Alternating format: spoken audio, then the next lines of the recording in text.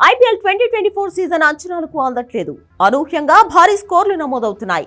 శనివారం రాత్రి ఢిల్లీలోని అరుణ్ జైట్లీ స్టేడియంలో జరిగిన ఢిల్లీ క్యాపిటల్స్ తో జరిగిన మ్యాచ్ లో సన్ రైజర్స్ హైదరాబాద్ ఏ స్థాయిలో రెచ్చిపోయిందో ప్రత్యేకించి చెప్పుకోనక్కర్లేదు. టాస్ ఓడిపోయి తొలుత బ్యాటింగ్ కు దిగిన సన్ రైజర్స్ హైదరాబాద్ నిర్ణీత 20 ఓవర్లలో 266 పరుగులు చేసింది. అనంతరం బ్యాటింగ్ కు దిగిన ఢిల్లీ క్యాపిటల్స్ ఈ స్కోర్ను అందుకోలేకపోయింది.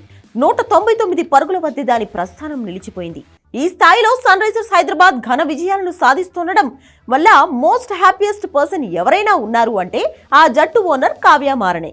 కిందటి సీజన్ వరకు ఎన్నో స్ట్రగుల్స్ ఎదుర్కొంది హైదరాబాద్. అవమానకర ఓటములను ఎదుర్కొంది.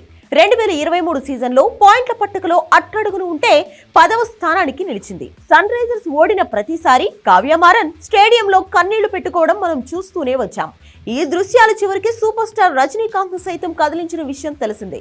కావ్య మారన్ బాధ చూడలేకపోతున్నానంటూ జైలర్ ఆడియో రిలీజ్ ఫంక్షన్ లో వ్యాఖ్యానించారు. ఆయన ఆమె దుఃఖాన్ని చూడలేక ఛానల్ కూడా మార్చేస్తున్నానంటూ చెప్పుకొచ్చారు.